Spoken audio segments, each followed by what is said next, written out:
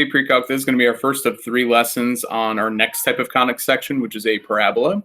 So for parabolas day 1, the nice thing about this is that this is something that you learned in Algebra 2 last year. It's something that got added into the curriculum with Common Core as far as what we would call the locus definition of a parabola. I mean, we've graphed parabolas in the beginning of the year, like y equals x squared, and we know some of its properties. But we're going to see kind of a different format for the equation of a parabola. And I'm going to develop that with you in this lesson. Once we develop the equation, we'll then get some practice with sketching parabolas of that form and build upon that over the next 2 days. So first, really quick, the definition of a parabola, if you want to include this in your notes, is a set of points that are equidistant from a fixed point and a fixed line. That fixed point is going to be called the focus of the parabola. The fixed line is going to be called the directrix line. If those terms sound familiar, that's fantastic, because those are things that you would have learned last year when learning about this locus definition of a parabola. So if it was just a set of points equidistant from a fixed point, and I stopped the definition there, then that would have been a circle. But when it's equidistant from a fixed point and a fixed line, now it becomes the shape of a parabola, if we determine the points that satisfy those 2 conditions. So what we're going to do right now is we're going to develop the equation for a vertex at the origin.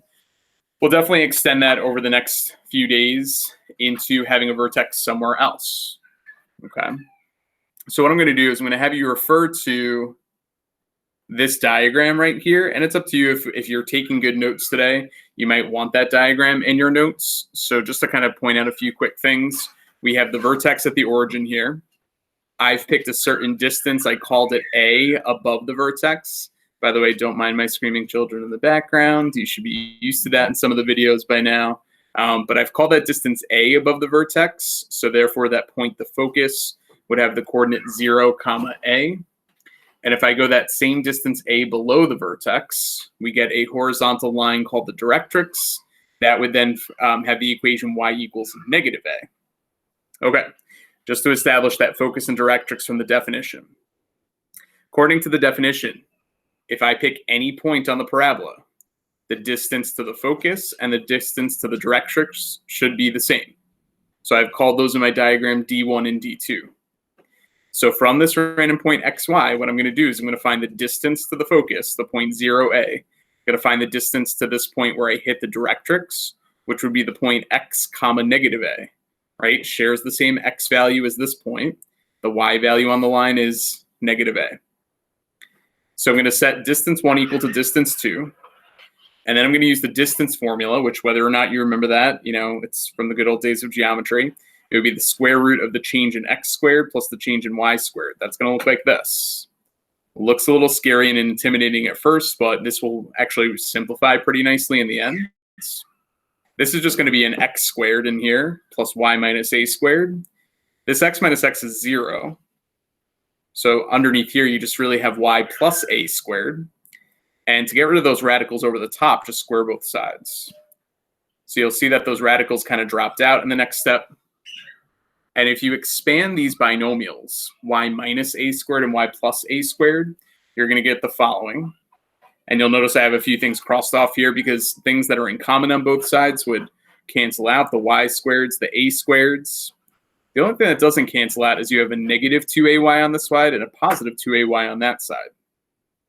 So if you combine those 2ay's by adding the 2ay over to this side, this is now the standard form equation of a parabola whose vertex is at 0, 0.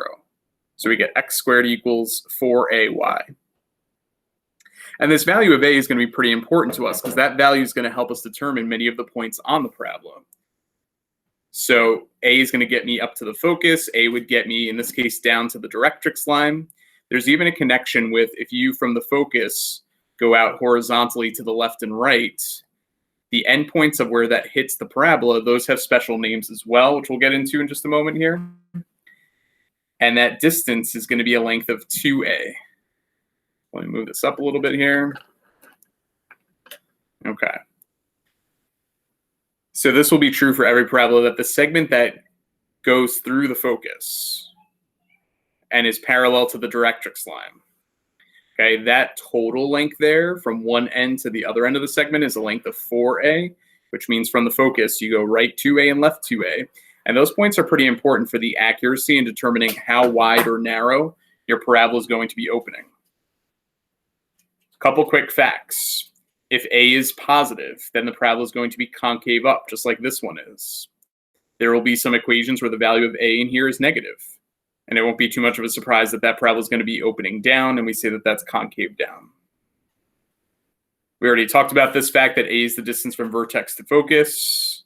It's also the distance from vertex to the directrix line. So we'll use that information, the value of A, to plot those things when we graph the parabola. Like I mentioned, 2A is this distance from the focus to the accuracy points. And that segment that connects those accuracy points is known as the latus rectum. Let's see if I can move this here. All right, I don't think I need that anymore. Okay. So this whole segment that I was talking about earlier, instead of calling them accuracy points, the official name for those endpoints is it's the ends of the latus rectum, which sort of has some Latin roots that I'll let you look up on your own time. I don't know, Mrs. All, do you know what latus rectum stands for? Nope. Nope, I don't either. Okay, perfect. And I took Latin in high school. And you took Latin in high school, yeah, you should know. You should be the expert. All right, so I'm just going to refer to it, by the way, as the LR. So the LR are the ends of the segment here. We're going to get right into sketching in a moment here, but you probably, if you haven't copied anything down yet, I'd encourage you to copy these 4 things down. So the important information that you need for sketching a parabola are to list the coordinates of the vertex and the focus, the equation of the directrix line, and then the endpoints of the latus rectum, the LR. So I'm going to show you how we can do that pretty easily given a parabola like, let's get right into some sketching practice here.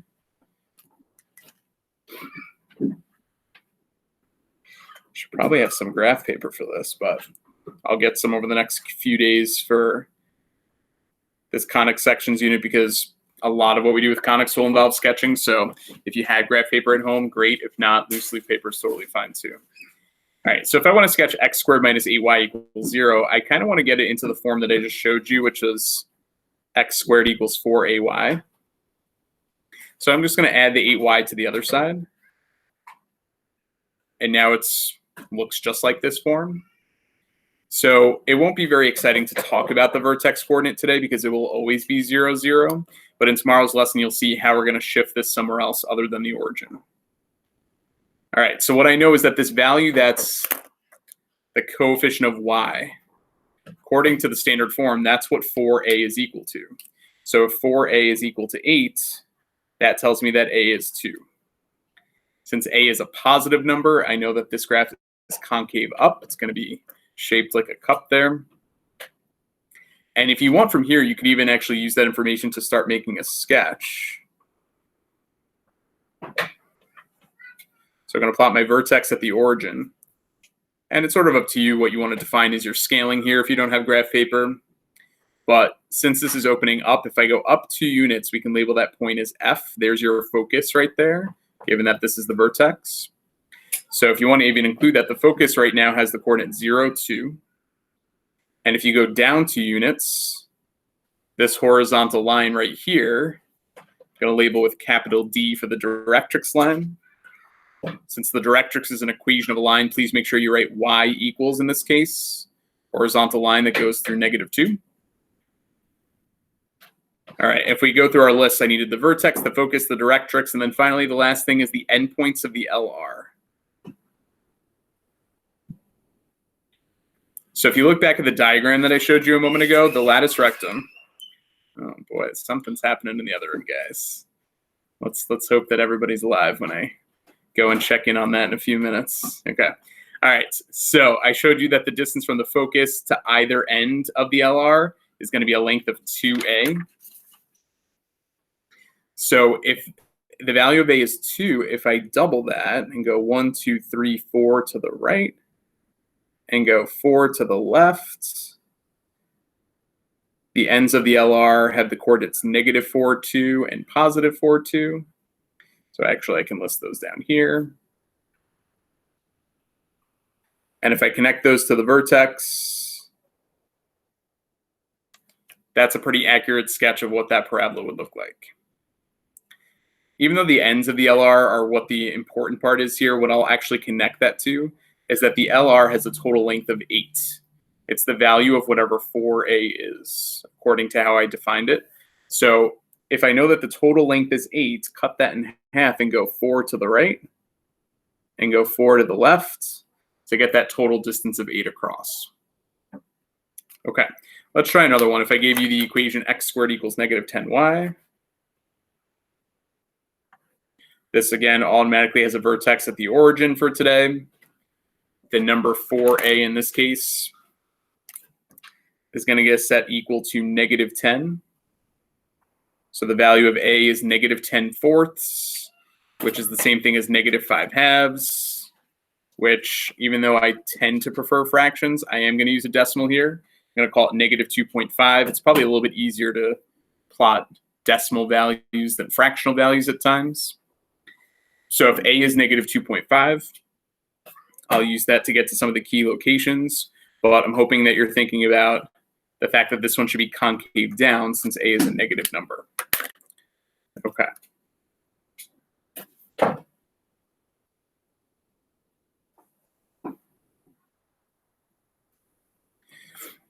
All right, so in this scenario, I'm going to plot the vertex at 0, 0 again.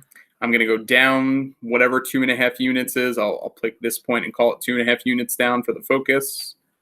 That would be the coordinate 0, negative 2.5. If you go up that same distance and put a horizontal line, there's your directrix. It has the equation y equals positive 2.5. The last thing I need is that if the LR has a total length of, in this case, I defined it as the absolute value of 4a. So the LR is a length of 10, not negative 10, we would say. To get to the ends of the LR, I'm going to take that total length and cut it in half. So if I go 5 to the right, and if I go 5 to the left of the vertex, just make sure those ends of the LR are in line with the focus horizontally. Okay, so the ends of the LR would be at 5, negative 2.5, and then also negative 5, negative 2.5. Okay, go ahead and connect those to the vertex, and there's your quick sketch. So sketching parabolas, especially when the vertex is at the origin, I think it's going to go pretty quickly for you. What I'm going to toss in right now is a slight curveball. And say, and you actually saw this though last year, so maybe it's not too much of a curveball. Consider the equation y squared equals 4ax. So if the y was the term that was squared instead of the x being squared, how is that going to affect what the graph looks like? Well, if a is a positive number, then what we're going to see is that this graph actually opens to the right. So it's going to be a sideways parabola now as opposed to one that opens up or down. And if a is a negative number, less than 0, then the graph will open to the left where all the negative numbers are. So I know that you saw this last year. These graphs will not be functions, right? They're going to fail the vertical line test. But based on this form, we can actually sketch pretty easily because a is still the distance from vertex to focus. It's still the distance from vertex to directrix. I still have all the same properties that hold true when I go to find the ends of the LR and things of that nature. So let's do just a little bit of practice sketching y squared equations. And then the homework is a quick little half sheet on sketching. So if I gave you the equation y squared equals negative 16x. Okay, I'm going to notice that vertex is still at 0, 0 for this. Haven't shifted that at all. The value of a is still determined by taking that coefficient of x in this case, dividing it by 4. So a is negative 4. Since y is the term that's being squared and a is negative, this graph is going to open up to the left this time. So when I go to make my sketch, I'm going to put my vertex at the origin still. And if I were to go 4 units to the left, that's where the focus is going to be. So the focus is going to have the coordinate -4, 0. If I go 4 units to the right, now what we'll see is that the directrix is a vertical line. So that will be a little bit of a change for us. And when we have a vertical line, the directrix has the equation x equals a constant. This is going to be the line x equals 4. And then whatever you approximate your distance, keep in mind the LR has a total length of 16. It's that value of absolute value of 4a. To get to the ends of the LR, I'm going to cut that length in half. So that would be 8. And I'm going to go up 8. And I'm going to go down 8. And those would be the ends of the LR. Even if I had a sheet of graph paper, I'd probably wind up making a scale so I could fit this in nicely. You know, depending on the length of the LR, sometimes the parabola winds up opening up pretty wide on the graph. So as long as you have the correct coordinate locations and you have the right idea, that's what I'm looking for. So now the LR was a vertical segment. It would be connecting -4, +8, and then -4, -8.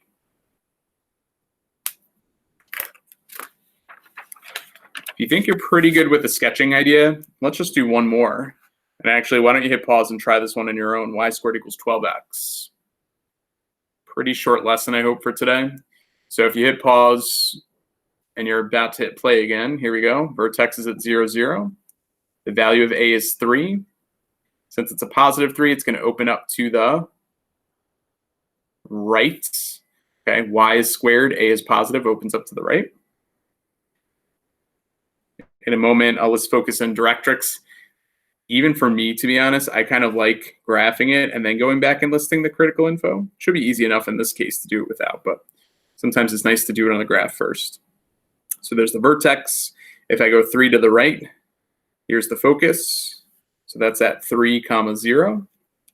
3 to the left, vertical line there. The directrix is at x equals -3. And if the LR has a total length of 12, to get to the ends of the LR, we have to go, in this case, up 6 and down 6 to get a total length of 12. So up 6 and down 6, we'll plot those points. I realize I'm using kind of similar scales for these questions, but that's okay. So this would be the coordinates 3, 6, and also 3, -6. What I'll tell you is that on the homework, don't be afraid of some decimals and fractions to pop up again. Okay, you'll see that here and there. In fact, I know I said that would be the last one, but just as a quick aside, if you have a coefficient in front of y to get started, to get it into that standard form, you would have to divide out the 2 and make it y squared equals 3/2 x. In this case, if 4a is equal to the 3/2, a would wind up being 3/8 when you divide the 4 over. So yeah, you might encounter some situations where you have some, not so pleasant fractions here and there. Maybe some decimal values might help you to plot it.